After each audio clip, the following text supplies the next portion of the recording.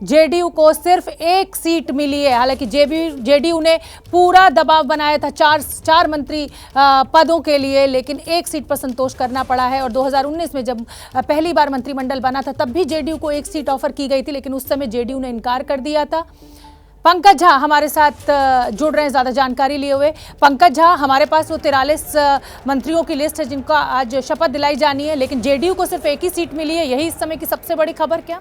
जी हाँ, बिल्कुल इस समय की सबसे बड़ी खबर यही है कि जो जेडीयू के अध्यक्ष हैं आरसीपी सिंह, जो दिल्ली आ गए थे कल ही, उनको ही सिर्फ केंद्रीय मंत्रिमंडल में जगह मिला है। और जिस तरह की बात और चर्चा हो रही थी, कल आपने नीतीश कुमार को सुना होगा, उन्होंने कहा था कि चूंकि अध्यक्ष हैं आरसीपी सिंह को मैंने अधिकृत कर दिया है, वही बीजेपी से बातचीत कर रहे हैं। लेकिन सवाल यही उठता है, यही एक सीट तो तब भी मिल रही थी जब 2019 में नरेंद्र मोदी प्रधानमंत्री बने थे, और तब एक सीट को लेकर के प्रधानमंत्री की टी पार्टी का बायकॉट कर दिया था जेडीयू ने, क्योंकि कहा था कि 17 पे अगर 5 को बनाया जा रहा है बीजेपी में तो 16 पर 1 क्यों। लेकिन बात वहीं की वहीं रह गई। 2 सालों में कोई फर्क नहीं आया। मंत्रिमंडल में जेडीयू की तरफ से एक नाम मिला है।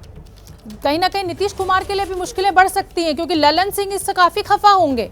वो रेस में आगे चल रहे थे, लेकिन आरसीपी सिंह को मौका मिला है, तो नीतीश की भी मुश्किलें अपने पार्टी के भीतर बढ़ सकती हैं इसके बाद। नहीं, ये मसला घर का है ललन सिंह और आरसीपी का। ललन सिंह को बनाया जाना नहीं था, कोई और 2-3 नाम थे। वो जातिगत समीकरण के आधार पर जेडीयू मांग रही थी कि कम से कम 3 सीटें, 4 की बात कर रहे हैं, कम से कम 3 मिल जाएगा तो हम बना लेंगे। जिस तरीके से अति दलित और अति पिछड़ा की बात कर रही थी जेडीयू, तो यही लग रहा था। लेकिन जो अब नतीजे आए थे, 43 मंत्रियों की जो लिस्ट है उसमें सिर्फ एक नाम, इकलौता नाम है आरसीपी सिंह का। बात वहीं की वहीं रह जाती है। जो हाल 2019 में था अब वही निकला है कि एक ही मिला है। बिल्कुल पंकज झा, और क्या ये साफ हो पाया है कि उन्हें कैबिनेट मिनिस्टर का दर्जा दिया जाएगा या राज्य मंत्री बनेंगे? कोई ऐसी जानकारी है आपके पास? अब तक मिली जानकारी के मुताबिक आरसीपी सिंह को कैबिनेट मंत्री बनाया जाएगा, ये जानकारी फिलहाल आई है। जी, विभाग का भी खुलासा नहीं हो पा रहा होगा। आपके पास वो मंत्रियों की लिस्ट मौजूद है पंकज, मैं चाहूंगी कि आप अगर बता सकें हमारे दर्शकों को। जी हाँ, बिल्कुल, हमारे पास 43 मंत्रियों की ये लिस्ट है। सबसे ऊपर देखिए कि इसमें लिस्ट में नाम है नारायण राणे का, जो महाराष्ट्र से आते हैं। दूसरा नाम जो श्री सर्बानंद सोनोवाल, जिसकी हम बात कर रहे थे, असम के जो मुख्यमंत्री थे, उनको एक बड़ी जिम्मेदारी दी जा रही है मोदी मंत्रिमंडल में।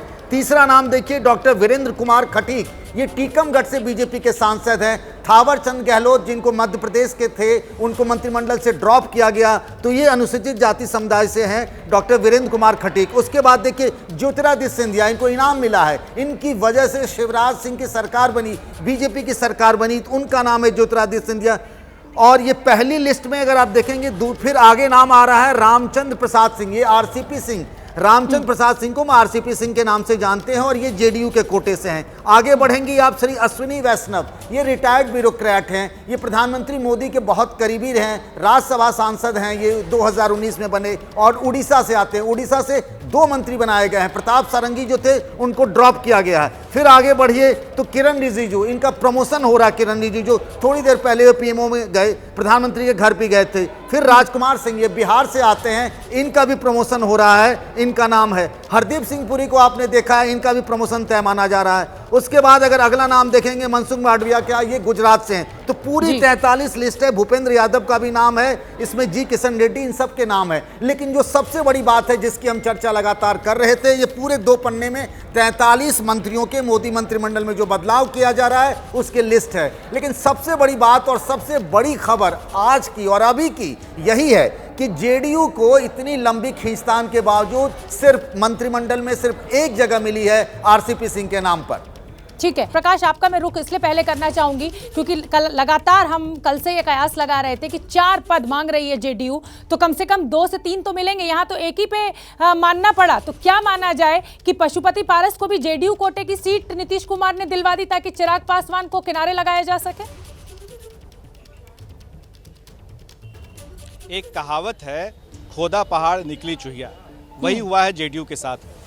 जेडीयू के नेता लगातार ऐसा बड़ा माहौल क्रिएट कर रहे थे, सस्पेंस बना रहे थे, इंतजार करिए, धैर्य रखिए और एक सीट, एक कैबिनेट की सीट। अरे यही तो पहले 2019 में भी प्रधानमंत्री मोदी ने ऑफर किया था नीतीश कुमार को। बिल्कुल। हालांकि नीतीश कुमार ने कल हमसे बातचीत में उन्होंने साफ कर दिया था कि पहले वाली बात नहीं रही। आपको हमने दिखाया कि जश्न का माहौल है, किस तरह से जेडीयू के दफ्तर में नेता खड़े आ रहे हैं, आरसीपी के जो समर्थक हैं वो पहुंच रहे हैं।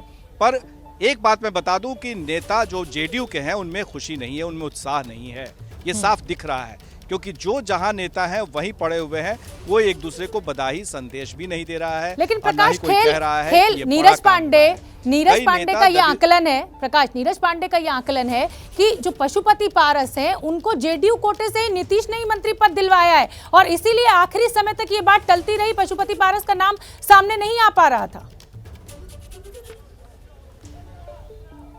देखिए, जब ये बात हो रही थी, जेडीयू इसके पीछे था, एलजेपी के पीछे, एलजेपी को तोड़ने के पीछे, क्योंकि जितने बड़े नेता थे, चाहे वो ललन सिंह हो या फिर संजय सिंह हो, ये सारे नेता एक एक सांसद पर काम कर रहे थे, उन्हें अलग किया गया और बाकायदा लोकसभा में उन्हें संसदीय दल का नेता बनाया गया। तभी ये बात तय हो गई थी कि वो एलजेपी भले ही कहने को हो, लेकिन नीतीश कुमार के निशाने पर चिराग पासवान थे। चिराग के बंगले को न सिर्फ खाली कराना था, बल्कि उन्हें नेस्तनाबूद करना था, राजनीतिक तौर पर उनको जमींदोज करना था। यही वजह है कि एक तरफ आरसीपी सिंह बने हैं तो दूसरी तरफ अपनी पूरी शक्ति लोक जनशक्ति पार्टी जो पारस का धड़ा है उसे बनाने में उन्होंने लगा दी। और यही वजह है कि जेडीयू के कोटे से ये कहा जा सकता है एक तरह से, सीधे तौर पर तो नहीं, क्योंकि अगर देखा जाए तो तकनीकी तौर पे लोक जनशक्ति पार्टी के नेता पशुपति पारस हैं। जब तक विलय नहीं हो जाता है तब तक जेडीयू नहीं कहा जाएगा, लेकिन अंतिम में ये देखिएगा आज न कल कहीं ना कहीं जेडीयू में एलजेपी का जो पशुपति पारस का वो विलय हो जाएगा। यही वजह है कि एलजेपी को भी ये मानकर चल रही है कि जेडीयू एक कैबिनेट पद पर तैयार। अभी तो प्रकाश यही तय नहीं है ना कि एलजेपी है किसकी, चिराग पासवान की या ये। चिराग पासवान तो लगातार कोर्ट जाने की धमकी दे रहे हैं। नीरज पांडे का मैं रुख करना चाहूंगी। नीरज पांडे, आपने सुन लिया प्रकाश को, लेकिन चिराग पासवान तो उधर कोर्ट जाने की धमकी दे रहे हैं। ऐसे में पशुपति पारस को मंत्री पद देके क्या केंद्र सरकार का इस फैसले को आप कैसे देख रहे हैं? देखिए, अभी पूरा मामला चुनाव आयोग में लंबित है। पहली बात पार्टी में दोनों लोग अपने अपने हक जमा रहे हैं, लेकिन चूंकि संसदीय दल के नेता होने के नाते पशुपति पारस किसी भी संसदीय दल में जब ज़्यादा सांसद जिसको अपना नेता चुन लेते हैं वही नेता होता है। तो इसमें कोई शक नहीं कि एलजेपी के संसदीय दल के नेता इस समय पशुपति पारस हैं। ये अलग बात है कि चिराग पासवान जो कह रहे हैं कि पार्टी उनकी है और पार्टी के अध्यक्ष हैं, इसलिए उनको निकाल दिया गया। पशुपति पारस भी कह रहे हैं कि वो एलजेपी के अध्यक्ष है क्योंकि उनको सारे लोगों ने मिलकर उनको चुन लिया है कि वो अध्यक्ष हैं। तो एक चीज़, ये तो टेक्निकल चीज़ों पे हम नहीं जाते, लेकिन पॉलिटिकल मायने इसके क्या हैं। दरअसल विधानसभा चुनाव से ही इसकी परिणति लिख गई थी। सरकार बनने के बाद नीतीश कुमार किसी भी सूरत में नहीं चाहते थे कि चिराग पासवान कहीं से भी केंद्र सरकार में शामिल हो या वो एनडीए में भी रह सके। ऐसे में रास्ता क्या निकलता है? ऐसे में रास्ता तो यही निकलता है कि उनकी पार्टी तोड़ दी जाए, पार्टी में फूट डाली जाए और पार्टी फूट तोड़ करके उसके बाद उसको कहीं ना कहीं कोशिश ये हो कि उस ग्रुप से कोई ना कोई मंत्रिमंडल में शामिल हो। तो आज जो समझौता हुआ, जो जेडीयू का समझौता हुआ, जेडीयू का सिर्फ एक ही आदमी रह गया। 16 सांसद हैं जेडीयू के पास, उसमें सिर्फ एक मंत्री पद मिल रहा है और एक पशुपति पारस हो रहा है। तो पशुपति पारस के पास देखा जाए तो उनकी देखिए नीरज, तो माना जा रहा है कि पशुपति पारस जो है कहीं ना कहीं जेडीयू कोटे से ही केंद्र सरकार में इंडक्ट हो रहे हैं।